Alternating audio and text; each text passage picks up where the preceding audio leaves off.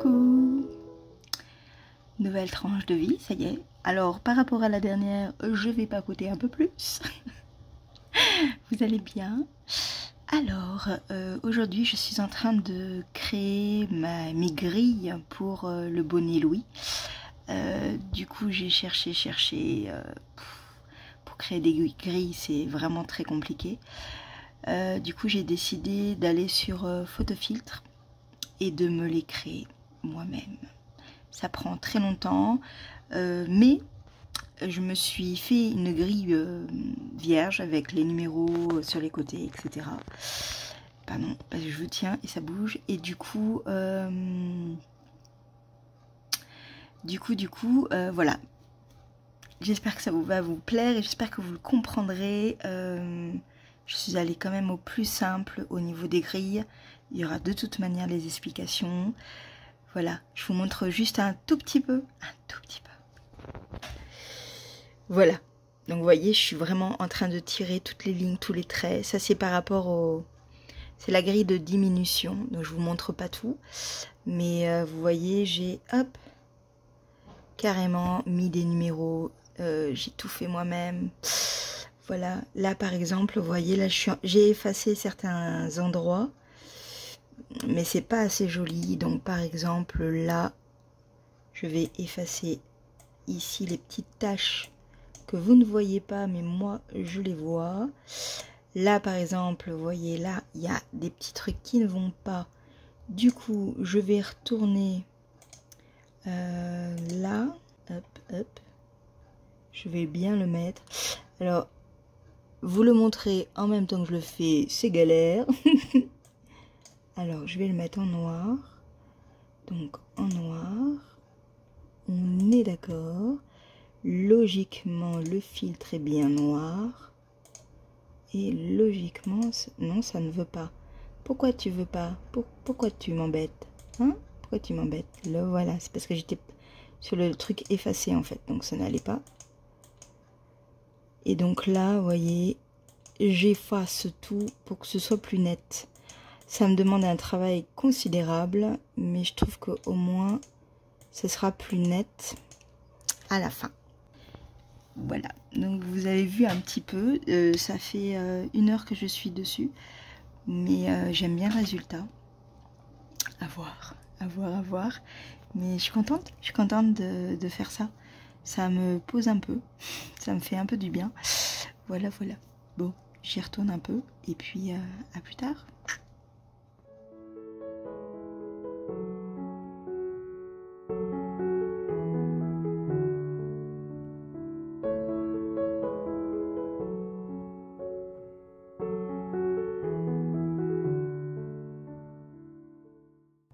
Je fais ultra sérieuse. Cette tranche de vie va être plus tournée sur le bonnet Louis. Vous allez bien depuis tout à l'heure. Alors moi, ça fait quelques jours qui se sont écoulés. Entre-temps, je suis en arrêt maladie. Parce que grosse fatigue, grosse douleur. Voilà, donc... je me repose, du coup je travaille sur le bonnet de Louis et je dors. Voilà, dodo, tricot, voilà, c'est pas mal aussi. Sans doute un peu de rouet, enfin que des choses calmes qui me prennent pas trop la tête. Et la lecture, j'ai du mal à... Mon attention est un peu compliquée et...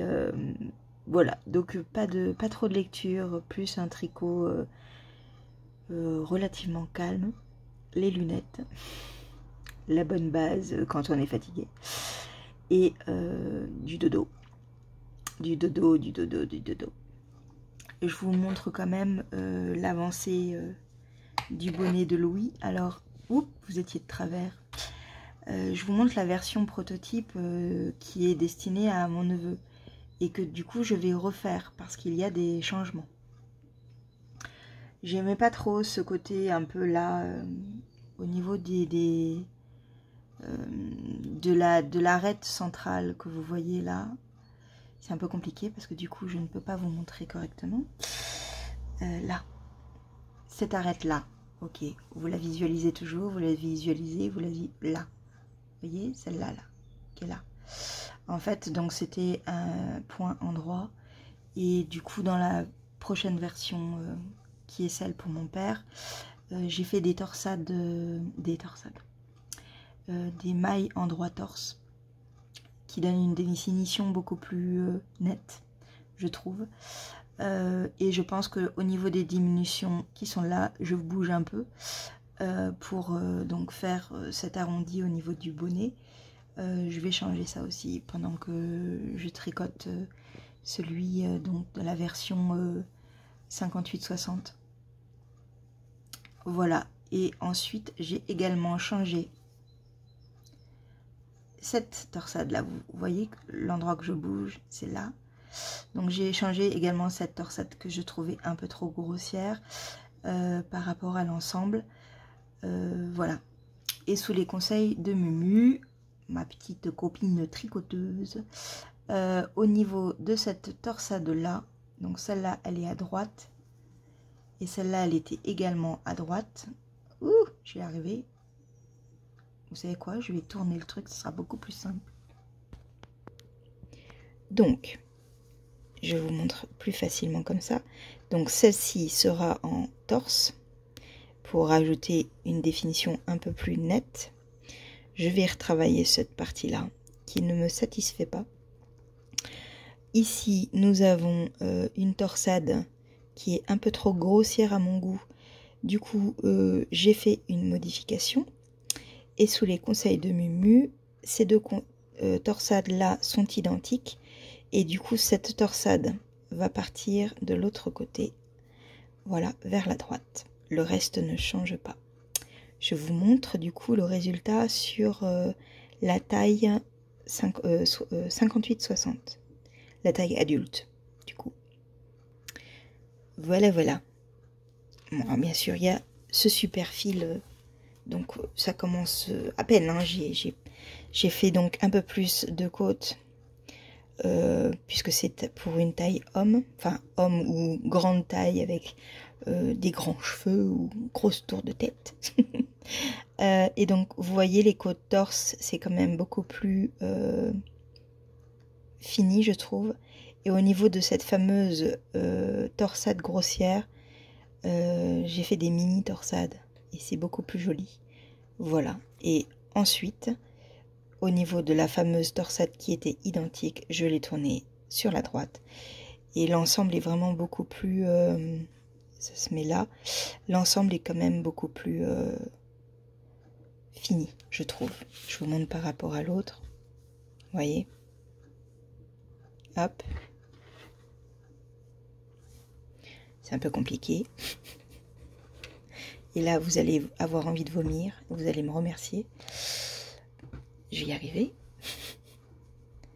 Tac. Voilà. Vous voyez? C'est un tout petit peu plus travaillé quand même. Et c'est mieux. Ça me plaît plus. Du coup, c'est parti, je continue. Là, maintenant, j'ai pas mal écrit aussi au niveau du patron. J'ai fini les diagrammes, enfin la grille A. Et il me faudra finir la grille B qui est la grille de diminution. Et voilà, et après je m'attaquerai au snood. J'ai déjà trouvé ce que je voulais faire en fait. Donc un rappel de cette torsade là, principalement, ces deux-là. Vous voyez, le rond et la croix. Je vous le mets correctement. Je reviens. J'ai un super câble horrible, je supporte pas. Donc le rond et la croix, vous voyez. Donc ça va être des répétitions qui vont être sur le snood. Et en plus de ça, j'ai rajouté un point texturé pour donner un petit peu de relief à l'ensemble. Et que le tricot, la pièce en elle-même à tricoter ne soit pas lassante. Voilà. J'y retourne.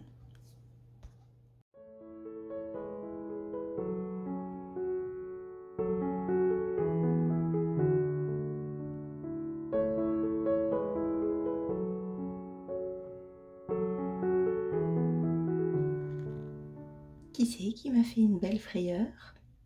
Hein? C'est Lottie? Oui, c'est Lottie. Lottie, elle a fait quoi, Lottie? Elle a eu un problème neurologique? Oui. Et du coup, à 1h du matin, où est-ce qu'on est allé? Aux urgences. Et oui. Et là, il est 3h du matin, on vient de rentrer. Et on est fatigué. Hein, ma belle? Plus de peur que de mal, heureusement.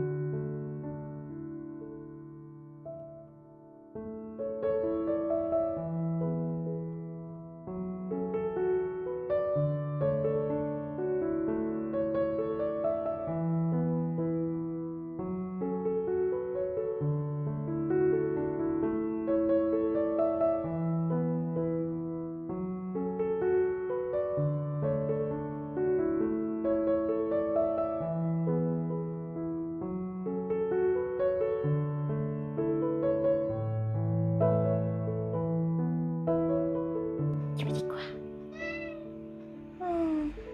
Mais encore. C'est vrai? C'est des poubelles, ça, c'est moins glamour. C'est que tu es trop jolie. Tu es trop jolie. Tu le sais?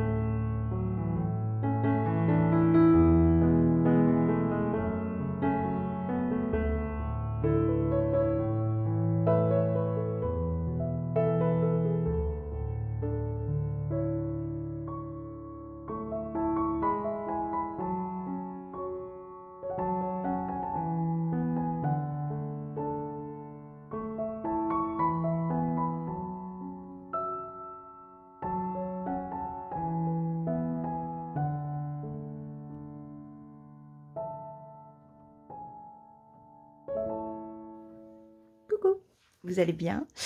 Je suis en train de filer cette merveille que vous connaissez déjà puisque je l'ai également sur mon fuseau turc. Voilà, et donc là j'ai 46 grammes, non, peut-être 42 grammes ici. Et en fait je file au rouet pour 50 grammes. Et ensuite je ferai le rotor avec la bobine et la bobine là, la pelote là, on va dire, je ne sais pas comment ça s'appelle, du coup on dirait une tortue. Voilà, donc j'ai hâte de le faire le rotor, mais je vais du coup un peu filer aussi à la main au fuseau. Et voilà, donc il me reste tout ça à filer au fuseau, mais ça va aller assez rapidement en fait, puisque ça va très très vite. Je vous l'ai déjà dit, mais ça va très très vite. Et vous êtes en train de bouger, je suis désolée. Pardon. Voilà, donc ça avance, ça avance. Quand c'est la seconde chaussette du test que je suis en train de faire. Et vraiment, j'en suis au tout début. L'autre est en train de sécher. Parce que comme ça, elle est bloquée et je pourrais la montrer dans le podcast. Vraiment avec l'étendue de toutes ses possibilités. Voilà, avec cette laine de laine amourée qui est toujours aussi magnifique. Voilà, donc j'ai ça et je suis en train de continuer le swag. Je viens de changer de nouveau des chevaux. Il n'y a aucune démarcation puisque là c'est le même bain. Voilà, donc super, il avance. Il me reste, je pense, à peu près ça. C'est-à-dire qu'il me reste 3 répétitions de ceci. Donc attendez, 1, 2 et 3. Et après, il me reste des côtes à faire et j'aurai terminé le corps. Je pense que dans le podcast, j'aurai encore cette partie-là. Mais l'objectif du mois d'août, de le terminer, je pense que c'est bon. Je pense on y est. Voilà, donc je continue et je vais repartir filer. Coucou. Coucou. J'ai à vous montrer ceci. J'ai terminé de filer les 50 grammes qui iront rejoindre la bobine qui a été filée avec le rouet pour pouvoir faire le rotor. Donc du coup, je voulais juste vous montrer comment on faisait pour défaire tout cet attirail. C'est hyper simple. Il y a 3 pièces dedans qui permettent en fait au final de pouvoir construire, je ne sais toujours pas comment on l'appelle, on va l'appeler la tortue parce que vraiment ça ressemble à une tortue. Alors j'aime bien des fois m'amuser à faire quelque chose de très joli. Là franchement non, je n'ai pas fait quelque chose de très joli. C'était juste de l'enfilage de fil et point barre. Donc c'est très moche, mais voilà, j'ai pas voulu faire un truc super joli. Donc, première chose qu'on fait, c'est qu'il faut enlever ce petit bâton. Alors, hop. C'est tout simple, je vous l'avais dit. Voilà la première partie. Et ensuite, on a 2 autres parties qui sont cette tige-là et cette tige-là. Il y en a une qui va s'enlever plus facilement. C'est celle-là, qui est plus fine et qui s'emboîte dans l'autre. Et l'autre, logiquement, ça ira parce que j'ai pas trop serré au départ, qui est là. Donc, nous avons notre pelote. On va l'appeler la pelote cette fois-ci. Et je voulais juste vous montrer, en fait, au final, ce que ça rend quand on le remonte. On aligne bien les trous. Et on le repasse dedans. Et c'est reparti. On repère pour un autre filage. Voilà. J'adore, vraiment j'adore. Je vous ai déjà expliqué que j'avais également celui-là qui m'avait été offert par ma copine Mumu. Et qui est très sympa aussi, mais qui pour moi est un petit peu trop léger. J'aime bien celui-là parce que c'est plus lourd. Donc du coup, ça pendouille plus facilement, ça tourne plus facilement. Et le système de rangement et ensuite de mise en pelote est vraiment beaucoup plus sympa. Parce que logiquement, là, quand on fait que ça et qu'on n'a pas de rouet, on a en fait un premier fil qui est à l'intérieur et le fil qu'on vient de terminer qui se trouve être là. Et donc après, on peut faire le retors, donc les deux brins ensemble en torsion contrastée par rapport à ce premier retors que nous avons là. Et donc c'est beaucoup plus simple pour faire le retors que ce genre d'ouvrage-ci, enfin de matériel, qui est en fait, qui demande en fait de faire deux manipulations. Il y en a beaucoup qui utilisent des rouleaux de PQ pour faire mettre 50 grammes dessus et après laisser filer le fil pour avoir un retors. Ça c'est une opération de moins à faire et c'est bien, c'est très très bien. Donc du coup maintenant je vais utiliser juste un fil cette fois-ci puisque j'ai la bobine qui a été faite. Je vais aller vous la chercher d'ailleurs, je vais vous la montrer. Donc me revoici. Donc vous voyez j'ai fait la bobine en fait. Le petit fil est là. Alors la fin est toujours un peu mal faite mais c'est normal puisque je vais utiliser ce fil là avec celui-là qui est également mal fait.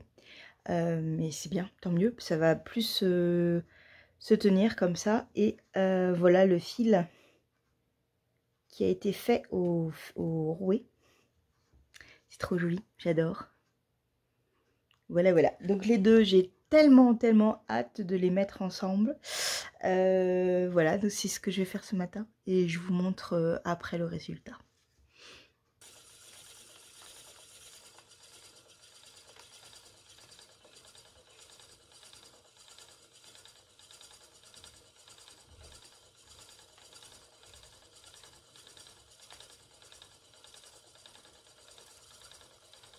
Donc pour faire le retors, on prend les deux et ça s'entortille et c'est magique. C'est tellement satisfaisant. C'est une autre façon, un autre mode de filage. J'aime beaucoup l'idée de filer. Je trouve ça très agréable. Mais j'aime aussi beaucoup le rotor parce que c'est beaucoup plus simple. On peut faire autre chose que de regarder son fil. Moi j'aime bien regarder la télé dans ces cas-là ou bouquiner. Enfin, j'ai pas essayé encore bouquiner mais je pense que ça pourrait être faisable. Et alors je m'arrête. Regardez le résultat. S'il veut bien me faire la... S'il veut bien capter le truc.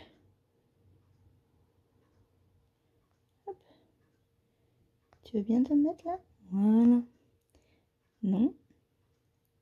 Comme je tiens le fil en même temps, c'est pas galère du tout, non. Voilà. Donc en fait, la première fois que je l'ai fait, j'avais un rotor qui était un petit peu léger. Bon, je vais y arriver, oui. Attendez. Hop, voilà. J'avais un rotor qui était un peu léger et du coup je fais la torsion un tout petit peu plus importante. Parce que je trouve ça plus joli, ça maintient plus le fil. Je suis désolée, c'est trouble.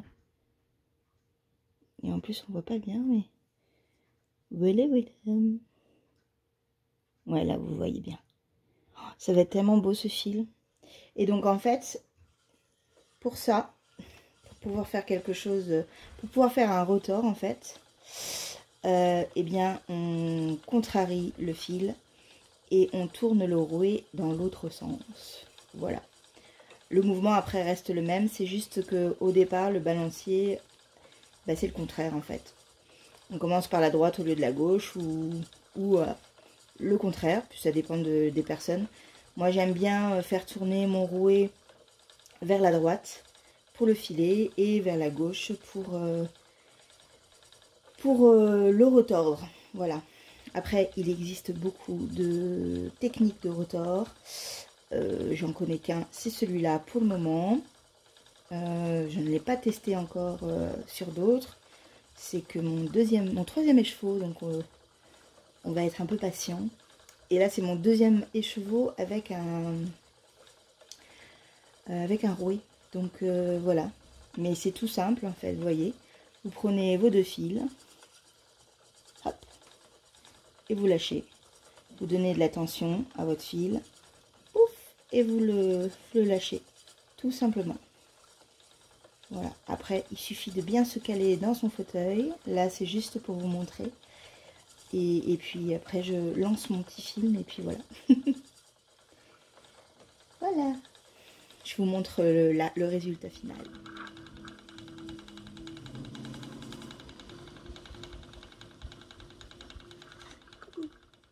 Ça y est, j'ai presque terminé. En fait, je n'ai plus rien. Excusez-moi pour le gros plan. Je n'ai plus rien sur ma bobine. Et il me reste ceci sur mon petit bout.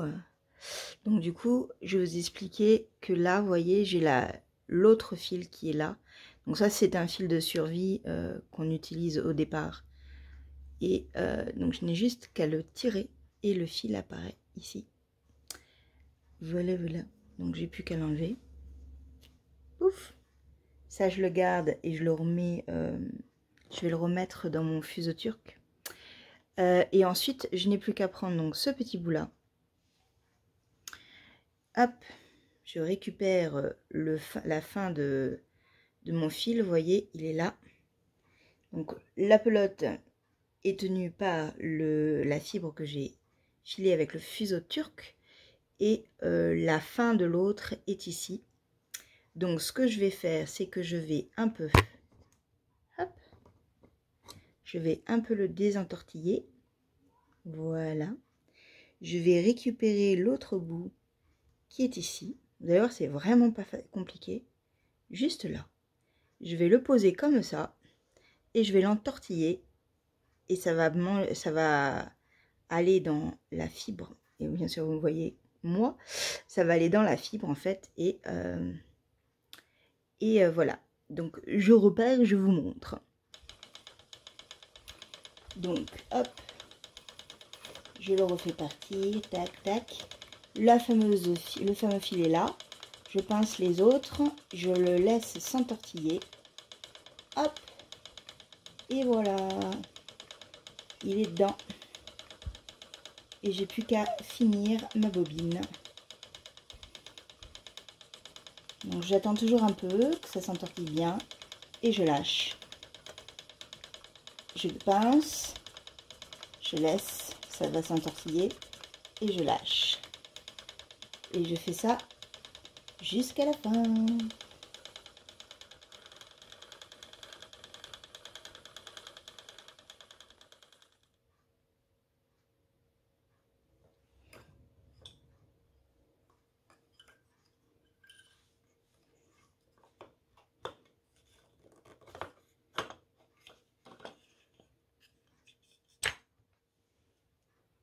C'est terminé. Alors, en lui-même, il est mal proportionné. Hein. Vous voyez le côté... c'est pas du tout... c'est juste c'est la problématique que j'ai actuellement et qui n'est pas une problématique. C'est qu'en fait, à chaque fois, il faut bouger ce petit truc-là. Je vous montre. Hop là. En fait, ça, il faut le bouger continuellement. Comme ça. Et des fois, j'y pense pas. Parce que je suis dans mon filage ou dans mon rotor. Enfin, voilà. Donc, du coup, ça donne une sorte de cône comme celui-ci. Ce qui n'est pas très grave. Et le côté un peu tension, mauvaise tension, c'est quand je reprends, en fait. Ça donne du mou. Et du coup, ça me fait ce truc un petit peu pas joli. Mais qu'importe, le résultat est là. J'ai terminé de filer cette tresse qui vient de céréales fileuses et que j'emporte avec moi depuis de nombreuses semaines, voire mois, parce que je prenais mon temps, parce que j'appréciais vraiment ces coloris tellement doux, qui ne sont tellement pas moi en plus, oui, tellement pas moi, mais alors, c'est pas moi parce que je mets pas, vous voyez, même mon pyjama, oui, je suis en pyjama, on est dimanche, hein, le dimanche, c'est pyjama. Donc, même mon pyjama, vous voyez, les violets, donc j'ai un pull bleu, oui, on est le dernier jour de juillet, peut-être, oui, c'est ça. Voilà, donc j'ai un pull, je suis en violet, et donc effectivement ce genre de coloris-là, ce n'est pas forcément le coloris que j'aurais pris comme ça sur l'étal, hein, faut le savoir. Mais en fait, quand j'ai vu la tresse, en fait c'est un cadeau de Noël d'une amie. On s'offre des tresses, on s'est offert des tresses l'année dernière.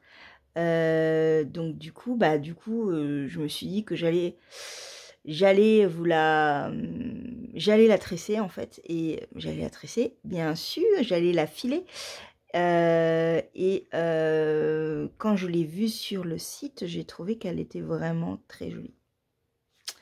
Du coup, j'avais choisi cette tresse-là.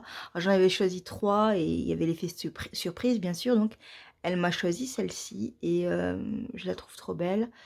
Je ne sais plus du tout ce dont il s'agissait comme fibre, mais je vous en parlerai plus dans le podcast. D'ailleurs, vous avez vu le podcast avant, donc vous le savez déjà. J'ai plus qu'à le mettre en écheveau, calculer le nombre de métrages et l'admirer pleinement.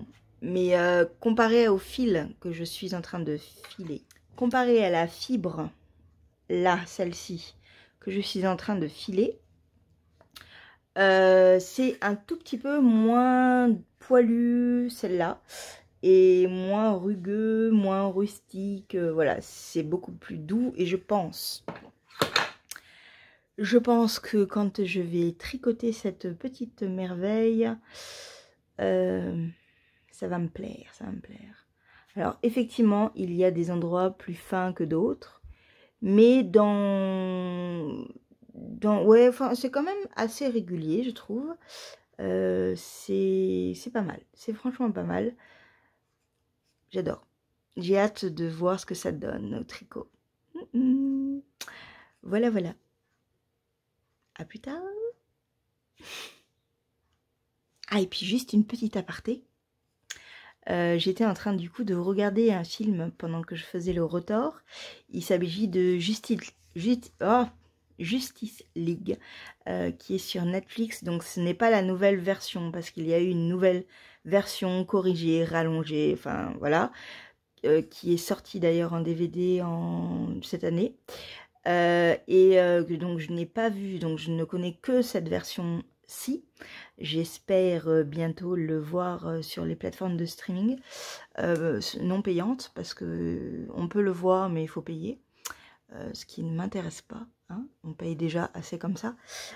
Du coup, je n'ai vu que la première version. Elle dure quand même déjà 2 heures. Je crois que la seconde version dure 3 heures. Ouais. Et en fait, alors déjà il est déjà pas mal, je trouve. Déjà la première version n'était pas trop mal. Il y a effectivement des scènes qui mériteraient plus, ou des passages qui mériteraient plus d'explications, mais c'est pas si mal que ça. Par contre, voilà, je suis team Superman, vraiment, toujours, et mon cœur va à Superman. Voilà, si on regarde toutes, alors j'aime beaucoup Wonder Woman aussi, et j'aime énormément l'actrice, je trouve qu'elle est magnifique, cette femme, elle est sublime, mais Superman quoi, c'est quand même le plus fort. S'il n'est pas là, ils n'arrivent pas en fait, voilà, si c'est le mec badass, beau, comme un dieu, et voilà, enfin, hein, qui est pour Superman? Voilà, enfin c'est l'acteur aussi, hein. L'acteur est juste à tomber par terre. Oui, il est à tomber par terre. Oui, je pense que je vais me refaire The Witcher bientôt du coup là, parce que ça m'a donné trop envie de revoir sa petite gueule. Oui. Voilà, bon, mais je vous laisse cette fois-ci, c'est vraiment sûr et certain.